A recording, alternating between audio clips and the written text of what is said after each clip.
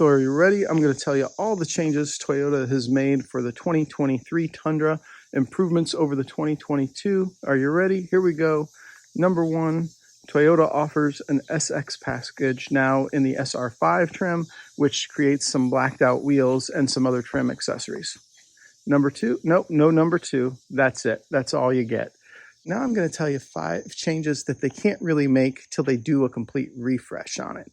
So this is something that these things are so inherent to the vehicle, I think they need to change these. And the first one begins right away with the tow hooks. I mean, I'm just really confused by this. Even in the top trim that they have for off-roading, the TRD Pro, Toyota has no front tow hooks. And because of the way that front bumper is designed, because it has that little airfoil that comes down, that it looks like it prevents you from really having an efficient way to put tow hooks on it. Looks like it's going to be cost prohibitive to have that done at the factory, which means this is purely going to be something that's aftermarket bumpers, and that's a lot of cost. And when you're spending 70 grand, which is what the new TRD Pro is, that seems pretty excessive to me to not have any front recovery gear, which is very commonly how people are recovered or how they recover themselves. For not doing that, I had to, you had to kind of shake your head at the 2022, and you realize even in 2023 and beyond, until Toyota does a refresh on this vehicle, if they do ever do a refresh on this vehicle, that's going to be something that's only handled with a complete redesign, just because that front nose is so awkward. The number 2 thing Toyota can't fix without a complete redesign is the bed dimensions. For some reason, this half-ton is the longest and as wide as any other base half-ton is, but it's got the absolute smallest cargo bed in terms of volume and narrowness. And it's by a lot.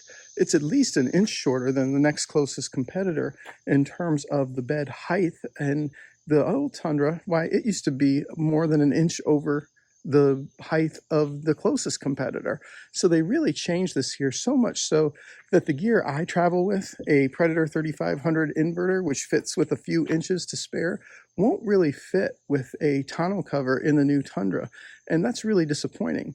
And my Thunderbolt solar panel, I can't fit that in that new Tundra's bed at all due to the lack of height in that new Tundra. And now between the wheel wells, it's only 48 inches and change. It's like 48.7, whereas the closest competitor is still over 50 inches between the wheel wells. And they're much further when you go the entire width, particularly when you look at the GMC. It's much, much wider in terms of the width of the bed than the new Tundra is. So Toyota didn't stay competitive with any of the marketplace there. I'm not sure why. And they can't really fix that until they completely redesign and retool this vehicle, because that bed isn't going to be an easy thing to change by itself. The number 3 thing is the fit and finish of it. When you look at the way that bumper design is and how it goes together and the gaps of space you see in between them, when you hear people talking about the leaks that they've had in the roof, the rattles they've had with components both inside the cab and in the bed, it has to make you wonder, at what point is Toyota going to address all this, and when? And I don't think they can do it just simply by changing a little thing here or there. I think the inherent designs, particularly with the way these body panels are, is going to have to be redone. Think about how inherently problematic this entire design is. One of the things online that people said on the forums was, Toyota's had years and years to work on this vehicle. You know you're going to get it right. How did they get it that wrong?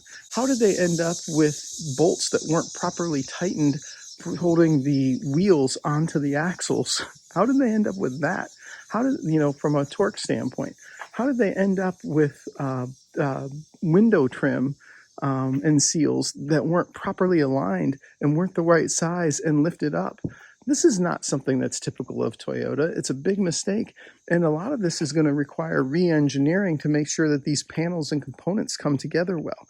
I don't think we're going to see all these fit and finish issues fixed until there is a refresh of this vehicle, if not a complete redesign. The number 4 thing I don't think Toyota can fix till there's a complete redesign is the turning radius. Now, some people don't find this new turning radius to be a problem, okay, and if you live somewhere and you do things that's not a problem for you, that's fine.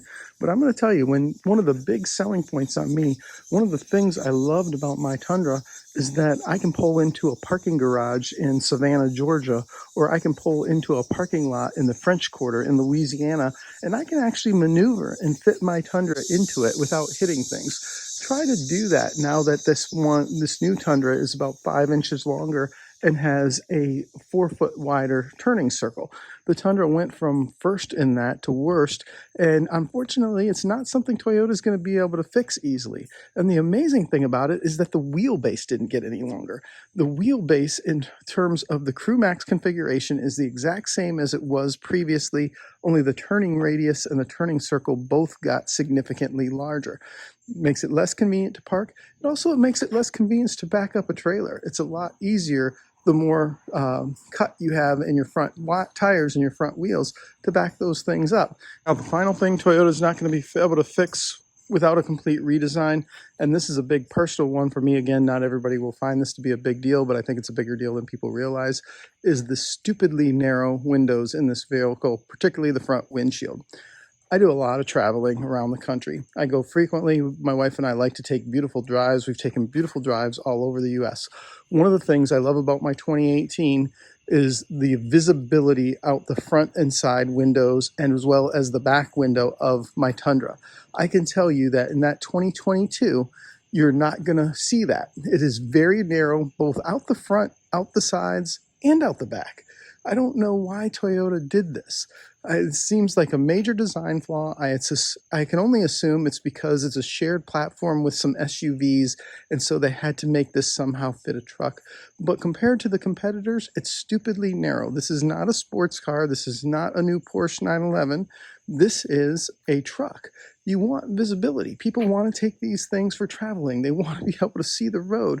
And now when you combine it with the stupidly long front end of that new Tundra, combined with that narrow windshield, you feel like you can't see anything in front of you when you're driving that new truck. It's just a real disappointment, and it's something I hope when there becomes a refresh or a redesign that Toyota addresses, but it wasn't something they were going to be able to address in 2023. So if you made it to the end of this video, thank you for watching. Feel free to comment. Feel free to tell me where you think I'm right, where you think I'm wrong. Feel free to give it a thumbs up. And if you happen to be somebody who owns a 2022 Tundra, or you're thinking about buying a 2023, my recommendations to you are, A, if it's a 2022 and you already have it, sell it while it's still hot. Get rid of that thing while you can and get yourself into something with a lot more functionality. And my recommendation if you're thinking about buying a 2023 is start looking somewhere else. Find yourself something that's a little bit more truck-like than this current thing, and that way Toyota will get the hint and they'll start building a vehicle that really matches some of these criteria.